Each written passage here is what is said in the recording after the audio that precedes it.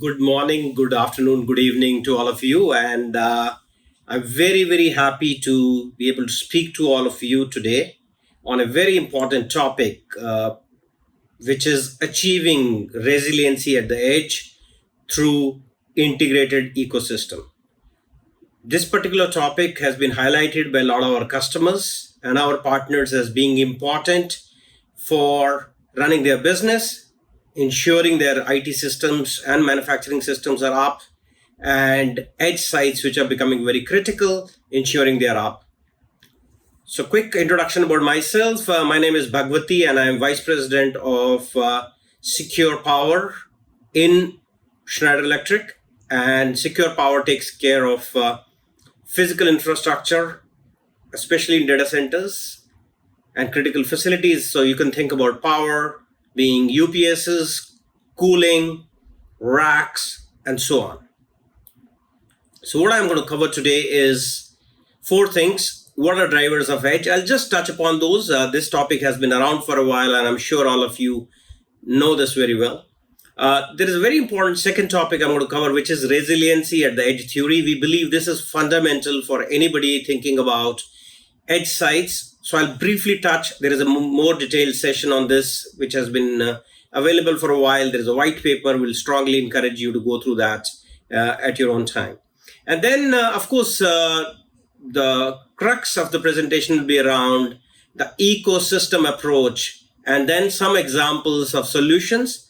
I would like to highlight that some of these examples, these are real cases. Some of these are already available, or many of these are available, and some of these are also available in our what we are calling as a live showcase, and you can actually visit that and have a look and feel of those.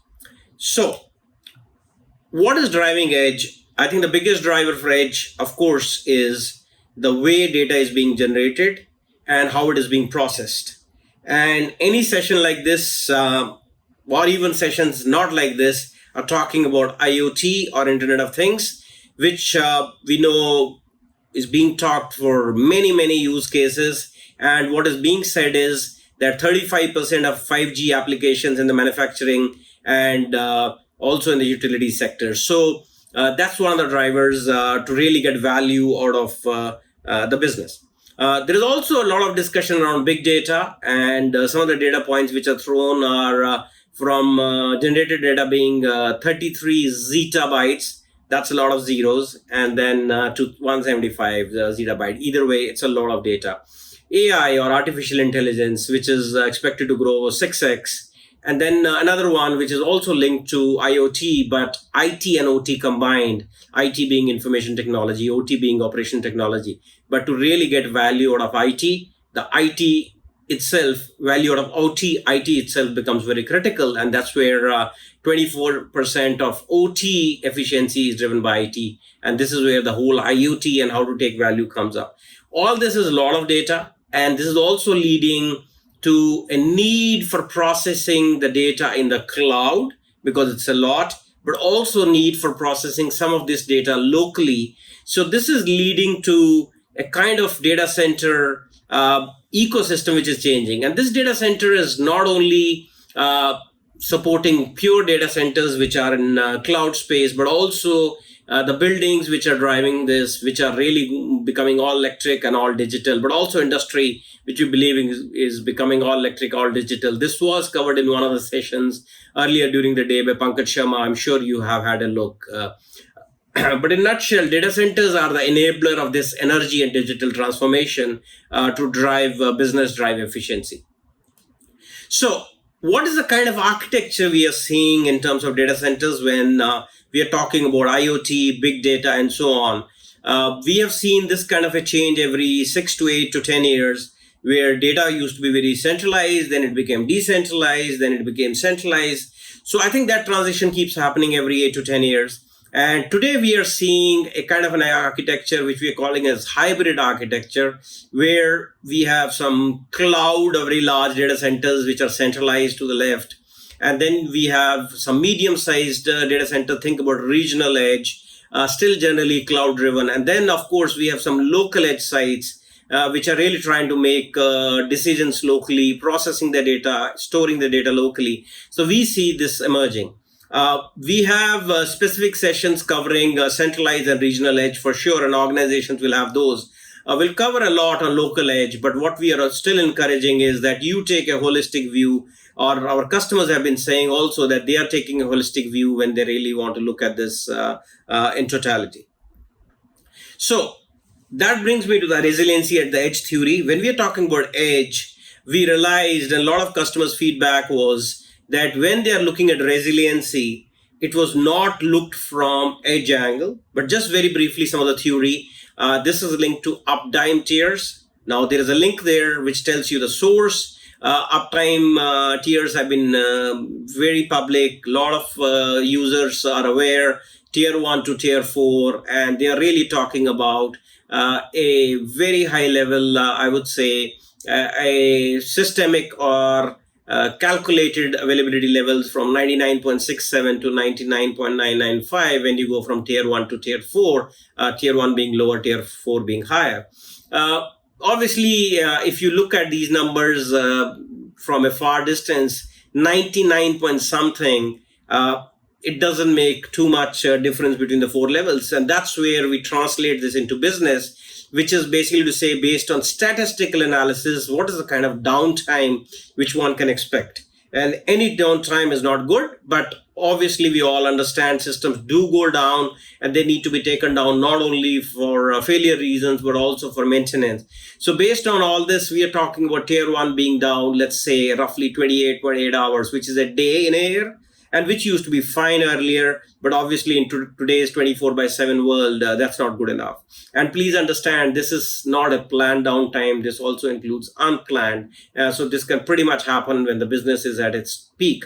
And when we go to tier 4, we are talking about a few minutes, 25 minutes, half an hour, still not good enough.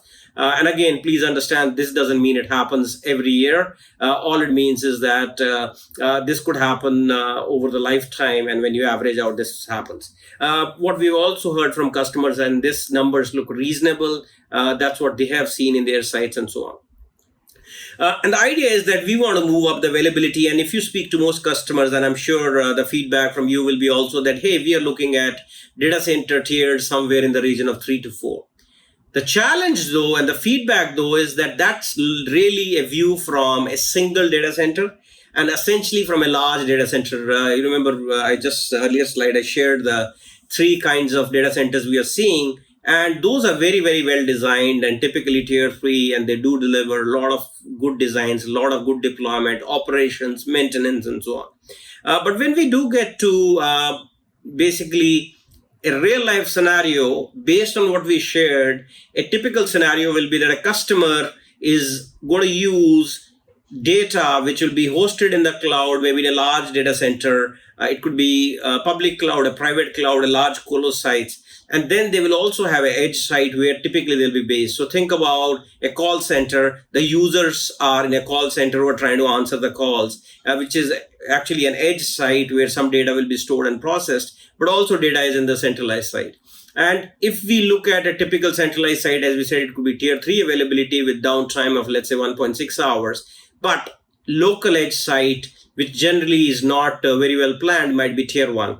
And mathematically or arithmetically, for uptime, when you look at a system uptime, you need to multiply the 2. And when you multiply these 2, the availability of the tier 1 and tier 3, we come up with the availability of those users or the callers comes to 99.65%. And again, in number of hours comes to around 30.7 hours, which is worse than a tier 1 data center. So the idea here that we're trying to bring up is that the approach really needs to change from looking at just one site and looking holistically. And second, to improve this number, it's not only good enough to look at centralized site, but also to look at the edge sites and try and improve their availability. So I think that's essentially the summary. It's a very, very nice, we are calling it white paper 256. And we are encouraging that you go through this. This is one of the most widely downloaded white paper. It's available for free, and strongly encourage for you, your teams, our channel partners also. This is just a picture of a typical edge sites, and I'm sure this is not the picture from your site, but these kind of pictures are available in every customers or some partners, and they have these, and these are just worth a typical laugh. Now the data might be, this might be a local site or an edge site, and then there might be a very nice centralized site where we are paying or you are paying a lot of money, but essentially the data still flows through this. And if this is down, and that could be because the racks are unsecured, the redundancy is not there, cooling may not be good enough, or there may not be local staff and so on. And this is where the focus of today is that we would like to have a structured approach. Yes, it's a small site, but just an example of what we're showing you. This is how this site could look, feel, planned, and so on. And that's really the focus for today. So what is really needed other than knowing the theory that we talked about, that look at end-to-end, look at the complete data center ecosystem. For each edge site, three things is what we are strongly propagating that needs to be looked at. So number one for each site is we would need, or our customers would need, an integrated ecosystem. And I'll come to that. Number two will be, there will be need for management tools. And management tools have been very critical for any data center, but they become even more critical when we look across the whole customers' end-to-end data centers, where there are many large, medium, and small sites. And then there is a need for analytics and AI to augment the staff, because many of these sites may not be manned, or even if they're manned, they're not manned by the right set of people in terms of their skill level. So in terms of the drivers here for Edge, there has been a lot of feedback. We've done a lot of customer sessions, and what has generally come back is that for Edge sites, in generally, there are two things. First, there are many sites, it's not one. And sometimes the smaller sites could be as critical or even more critical than the larger sites. And then second, many of them could be unmanned totally. There may not be anybody. But even if there is somebody, they may not be there 24/7, or they may not have the critical set of people which are needed. And that's where what we are proposing is that we will need to handle this challenge as an ecosystem. And how to do that is really that the customer is at the center of these things, but also taking leadership position and working with two sets of vendors, very important. One is physical infrastructure vendors, that's companies like Schneider Electric, but also IT equipment vendors. Think about server manufacturers, the switch manufacturers, the software, and so on. But then very important, the system integrators who really put together the whole thing, and managed service providers who ensure that the site is not only put together for the first time, but also service going forward. Now, there could be one party which might be taking multiple roles. There could be multiple parties, but the idea here is that we need to look at this holistically and ensure that this ecosystem first exists, and second, it works well. So let's continue. So this is really an example of this kind of an ecosystem, and what we have, it's a very, very small edge site, and what we have is shown as a 6U, and 6U is not much. I mean, we are talking about literally this 1/7 of a typical IT rack sitting on the floor or on the wall with a little bit of a processing, and you see the IT hardware and software being mentioned, the edge line, Aruba network, some kind of a server there, SimpliVity, some storage, and some security added. And of course, then there is, of course, the card access for such a site, some sealed cable access, UPS included, of course, the cabinet itself, and security and monitoring. And all this has to work interchangeably. While this might sound simple, all this needs to be put together, and it can be a complex job. And that's what we're really trying to ensure it gets done. There could be sites which are simpler than what is shown here, or there could be sites even more complex. And of course, this needs to be then surrounded by the management layer, and of course, to ensure the services are also there. So to look at this, the approach also not only has to look at just getting the hardware or the product there, but also look at from the complete life cycle, which starts with the design. How do we ensure that the designs are pre-validated and they are really ensuring that everything works? Ensure that the configuration is easy. Ensure that It's easy to buy using whatever channels our customers are used to. Delivering the complete solution, ensuring it's going on time, ensuring it gets deployed in the right way, and then it can be serviced, it can be monitored. So that's the life cycle we are talking. And this life cycle could be 5, 7, 10 years or even longer with all the changes needed. And of course, this needs to be done across sites. So what gives Schneider Electric a right, or even I would say an ability to put something like this together? Schneider Electric, and which has acquired in the past APC, MG, NetBots, many other companies which came together.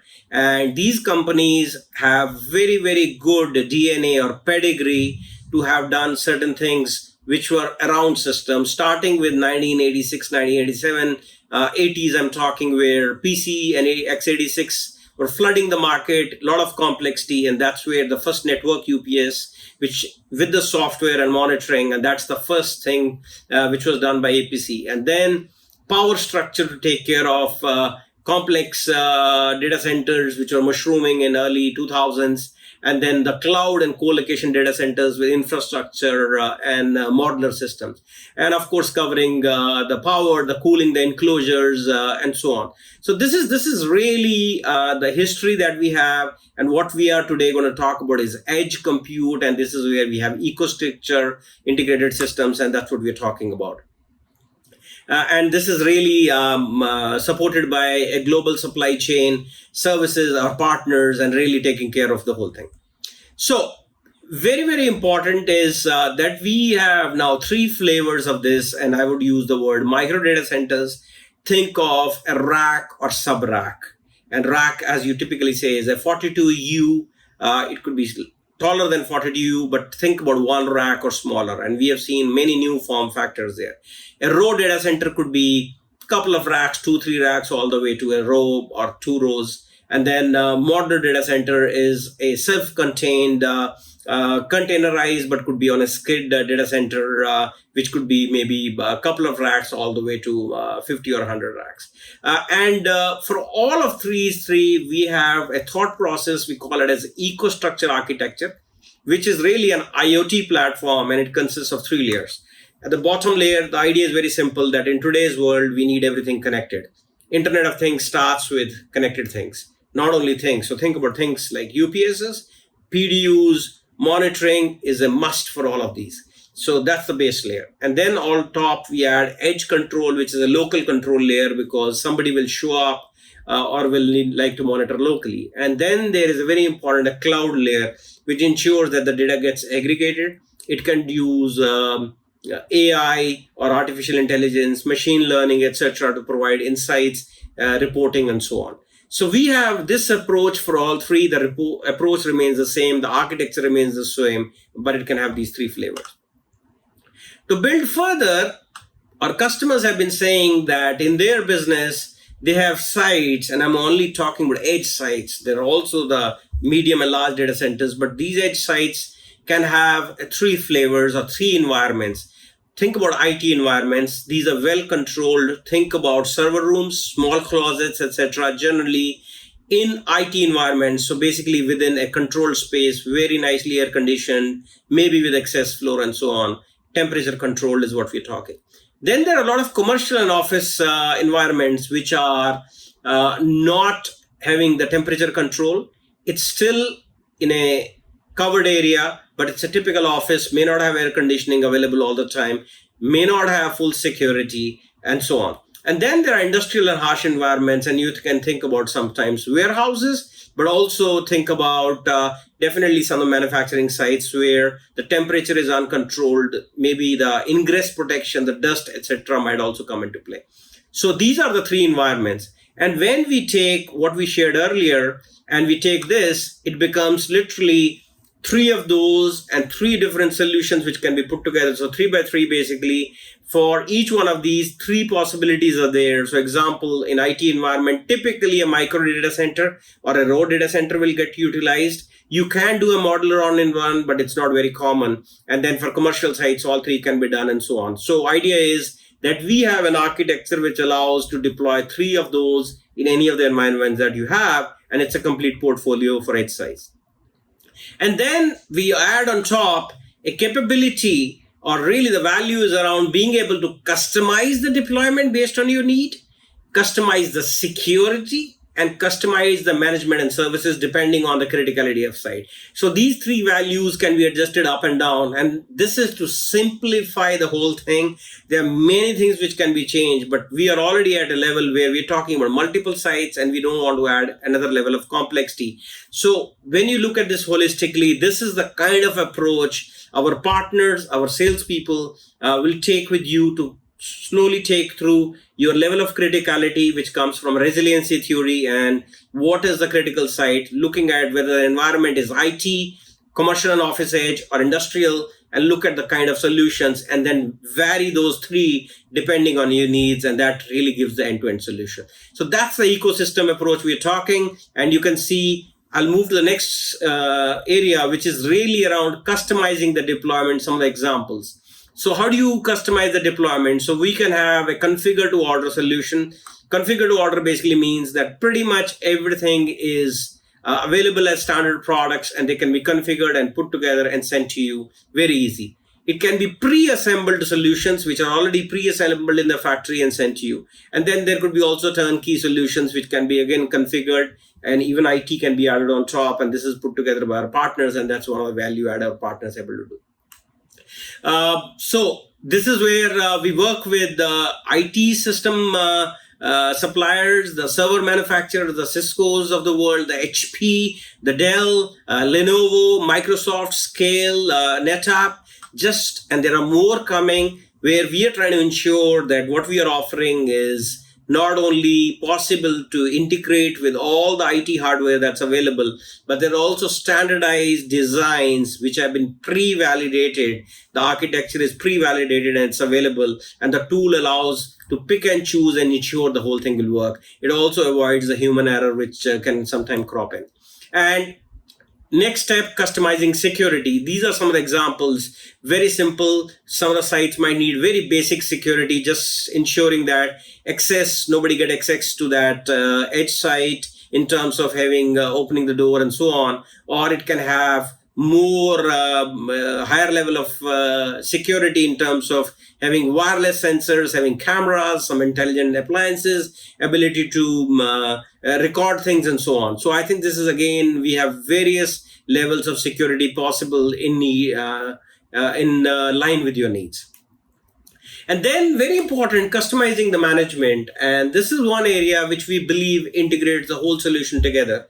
And very, very broadly, as we said, we'll have 3 layers. Our products will be all connected. They get connected to edge site, basically means that they can be managed locally, but also then the data gets pulled in the cloud and analyzed. And once that data is available, I would like you to think about a 2x2 axis. Basically, one, think about software. Who is going to monitor the site? So yes, software is a tool which gives you that monitoring capability, but who is going to monitor?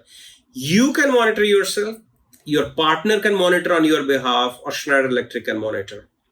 And then who's going to service this?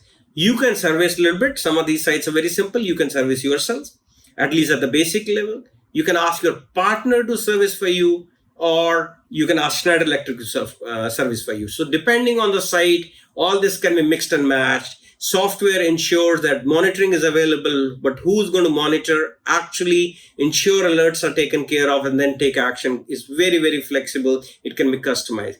So basically those 3 things that I talked about: ability to deploy as you need, ability to customize the security, and ensure that the management layer can be varied, is really the key thing that we're able to bring.